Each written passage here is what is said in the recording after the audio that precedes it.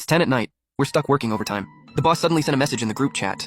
If I don't make it back to the office within an hour, call the police right away.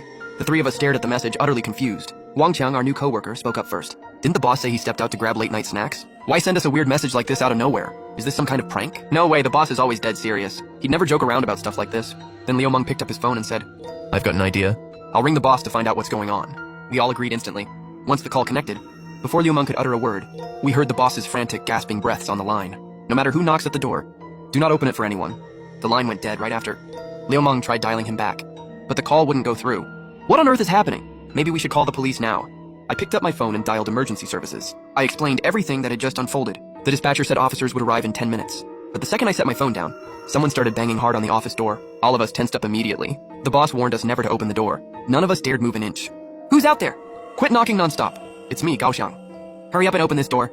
Gaoxiang was another one of our co-workers. He'd stepped out a moment earlier to use the restroom. I unlocked and pulled the door open for him.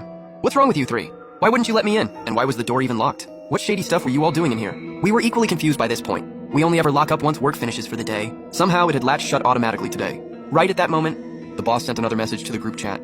Do not let anybody step foot inside the office. I only just saw the group message now, so that's why you refused to open up for me. I bet this is just a dumb prank. Do I look like some dangerous criminal to you? But what about the boss's panicked gasping on the phone? He sounded like he was running for his life. Quit overthinking it. Everything will make sense once he gets back. I had no choice but to nod my head. The next second, the boss messaged me privately. Chenjai, keep this between us. I'm messaging you one-on-one. Did you let anyone into the office? Boss, I just let Gaoxiang inside. It's a disaster. Gaoxiang is the assailant. From this second onward, protect yourself at all costs. But you cannot step a foot outside the office. Why? Wouldn't staying in here put me in even more danger? I waited and waited for a reply. But the boss never wrote back again. Moments later, knocks echoed at the door once more. Open up right now. This is the police. Did someone here place an emergency call? Liu Meng stepped forward and pulled the door open. A single officer stood out in the hallway. Yet he made no move to come inside. He only questioned Liu Meng from the threshold. I stared hard at this supposed cop. Something felt deeply off about him. Don't police always send out teams of 2 or more on calls? Why is there only one guy here? Alright, I've got the basics of what happened. Walk me outside so I can check the scene. Then the two of them headed out into the hallway. It wasn't long before the fake officer returned alone. Chenja, you come out too? I need to take your statement as well. By now, I was fully convinced he was an imposter, so I quickly made an excuse. You can come inside to ask me questions instead. I've got files pulled up on my computer. See if they help with your investigation. Understood? Step outside with me first. Then I'll come in to look at your computer. I wore a troubled, hesitant look. Who is this man really? Why refuses to set foot in this room? I redialed the official police hotline right away. Hello? This is the person who called in the report earlier. Have you dispatched officers to my location yet? We sent out 2 patrol officers. They should still be en route to your building. My heart skipped a beat in terror. That man out front was definitely a fake cop. I watched him crack an eerie, cold grin. Then he hurried off down the hall. Chenji, what the hell is going on here? That guy was impersonating law enforcement. I'm afraid Liu Meng might already be hurt. Gaoxiang, go stand by the door and listen for noises outside. I'll explain everything once you're back. Gaoxiang immediately walked over to the doorway. I leaned in and whispered to Wang Qiang. The boss said Gaoxiang is the dangerous assailant. I suspect the fake cop is his accomplice. From now on, stay sharp and alert. And whatever you do, do not step outside. Walkyo nodded solemnly. Gaoxiang strolled back over a moment later. It's totally quiet out there. Looks like those guys took off for good. What did you figure out? Spit it out already. That fake cop acted really strange. He refused to cross the threshold the whole time. He only stood out in the hallway, which makes me think we're safe inside this office. But why couldn't he come in at all? I have no clue about that part. We'll wait for the real police to sort everything out. Everyone nodded in agreement. Yet we waited a full 30 minutes, and no officers ever showed up. I dialed emergency services once again. We already dispatched officers to your address earlier. Someone at your location spoke with them and said the situation had been resolved. Why are you calling back again now? A cold wave of dread washed over me. Someone impersonated me to send the real police away. Almost certainly one of Gaoxiang's accomplices. Could you please send another unit over right now? We're in genuine life-threatening danger here. Make sure they come straight inside the office. Our patrols are tied up with another active case at the moment. Here's what we'll do. I'll assign a different team to head your way.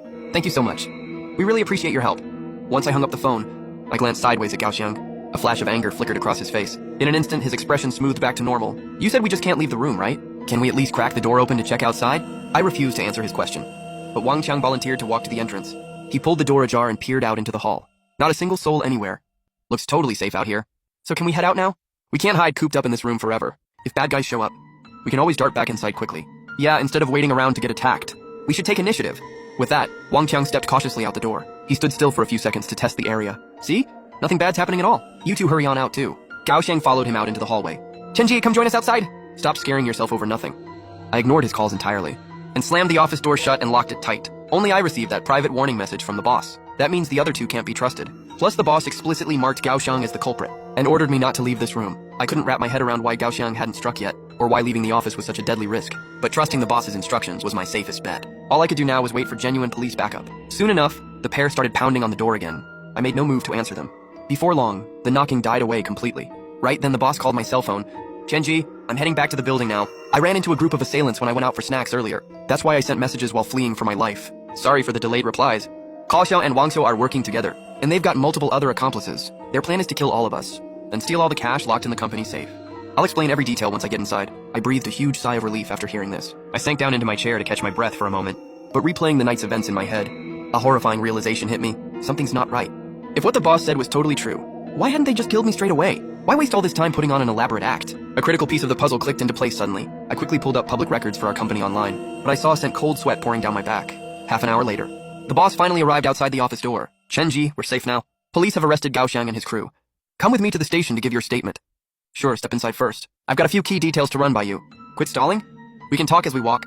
"Boss, why won't you cross the threshold into the room? Is it that you physically cannot come in at all?" The boss froze completely at my question. Then he twisted his face into a cold smirk. I spotted his arm had mutated and twisted abnormally. "Huh? How did you figure it out?" "I looked up the company's background information just now. Your father was the original founder and owner.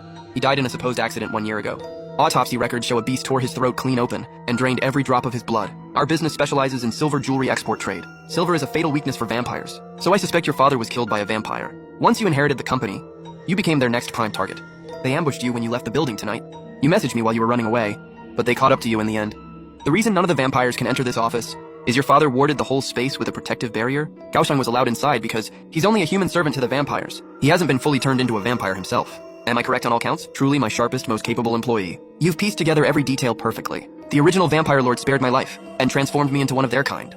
His grand plan is to convert every silver industry business owner to wipe out their greatest natural enemy for good. You've only 2 paths laid out before you now. 1, join our coven. 2, starve trapped alone inside this office forever. Very well.